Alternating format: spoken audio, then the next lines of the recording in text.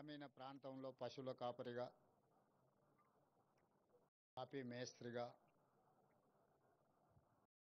తెలంగాణ ఉద్యమకారుడిగా చివరి శ్వాస వరకు తన సర్వం దారబోసి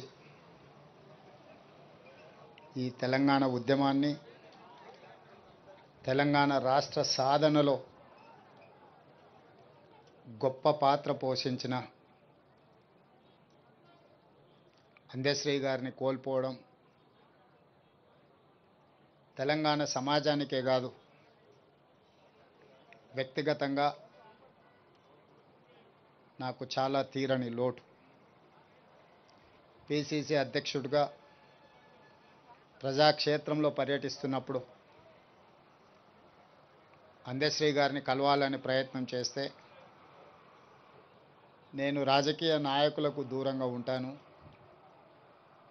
రాజకీయ నాయకులను వేదికల మీదనే కలుస్తాను కానీ వ్యక్తిగతంగా కలవను అని ఒక మిత్రుడి ద్వారా సమాచారాన్ని చేరవేశాం.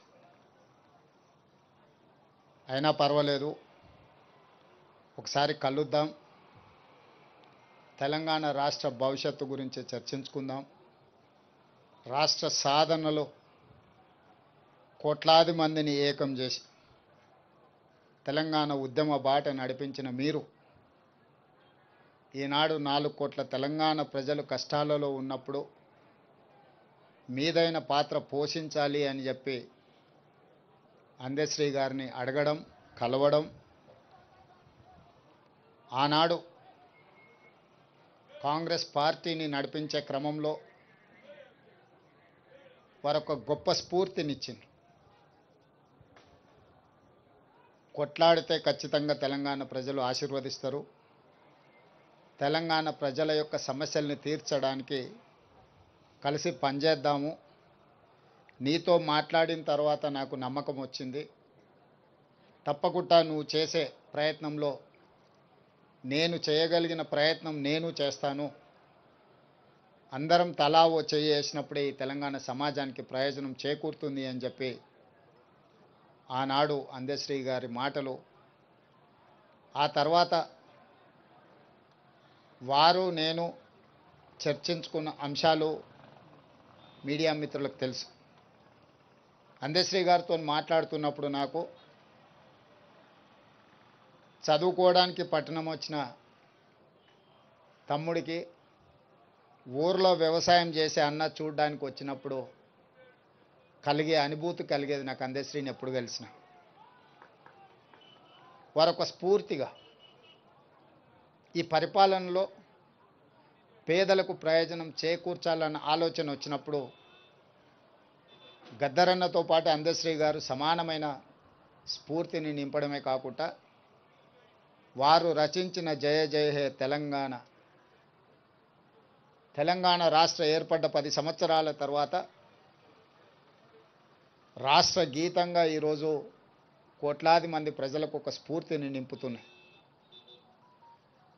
వారి ప్రతి మాట ప్రజా జీవితంలో నుంచి పుట్టుకొచ్చింది, ప్రతి పాట ఈ తెలంగాణ ఉద్యమ స్ఫూర్తిని నింపడం జరిగింది. అందుకే ఈనాడు తెలంగాణ రాష్ట్ర ప్రభుత్వం రాబోయే మంత్రివర్గ సమావేశంలో మంత్రులందరి సహకారంతో జయ జయ హే తెలంగాణ గానాన్ని పాఠ్య పుస్తకాలలో ప్రథమ అంశంగా చేర్చడానికి రాష్ట్ర ప్రభుత్వం నిర్ణయం తీసుకుంటుంది. ఇదే కాదు, ఈనాడు ఈ స్మృతివనం ఉద్యమకారులకు, గాయకులకు, కవులకు ఈ తెలంగాణ సమాజం, తెలంగాణ సంస్కృతి సముచితమైన స్థానాన్ని ఇస్తుంది, స్ఫూర్తిని నింపుతుంది అని తెలియజేయడమే కాకుండా వారి కుటుంబంలో ఒకరికి ప్రభుత్వ ఉద్యోగంలో అవకాశం కల్పించడానికి మా ప్రభుత్వం నిర్ణయం తీసుకుంటుంది.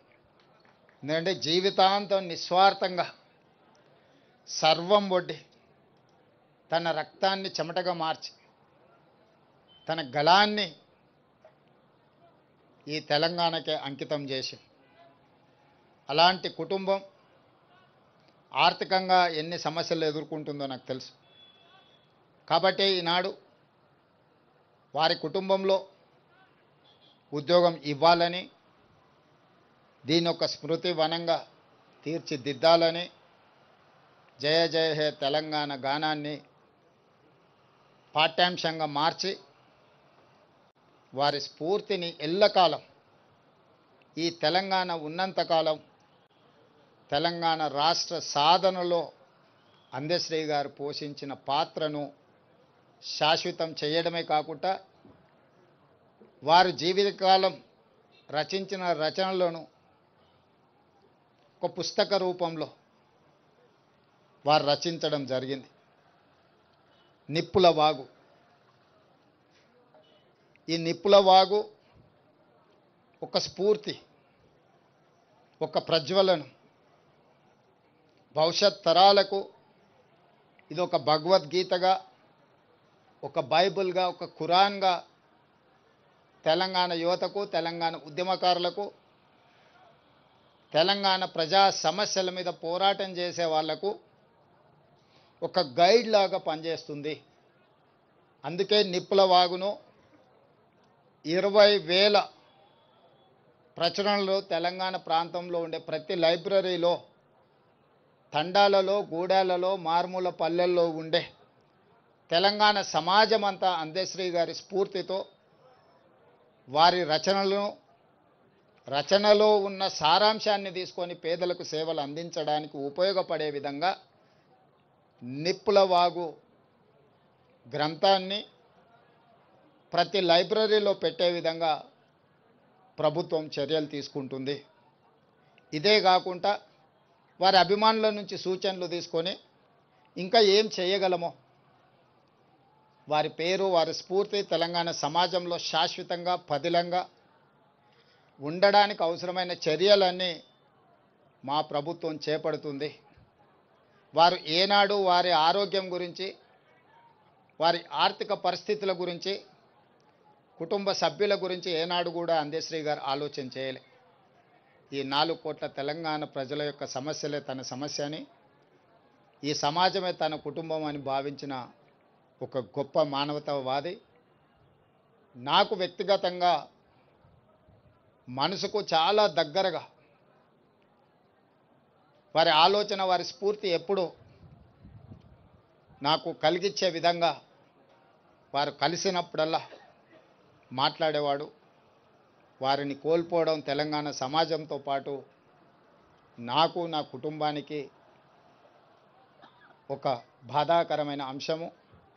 ఏది ఏమైనా తెలంగాణ రాష్ట్ర ప్రభుత్వం అందశ్రీ గారికి గౌరవించడమే కాదు, అందశ్రీ గారికి పద్మశ్రీ ఇవ్వాలి అని గత సంవత్సరం కేంద్ర ప్రభుత్వానికి లేఖ రాయడం జరిగింది.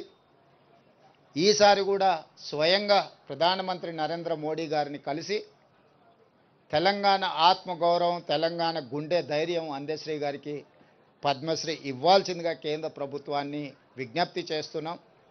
మిత్రులు కిషన్ రెడ్డి గారిని, బండి సంజయ్ గారికి కూడా నేను సూచన చేస్తున్నా, మీ వంతు ప్రయత్నం మీరు చేయండి. తెలంగాణ రాష్ట్ర ముఖ్యమంత్రిగా అందశ్రీని గౌరవించుకోవాల్సిన బాధ్యత తెలంగాణ ప్రజల తరఫున మీ మీద, నా మీద ఉన్నది.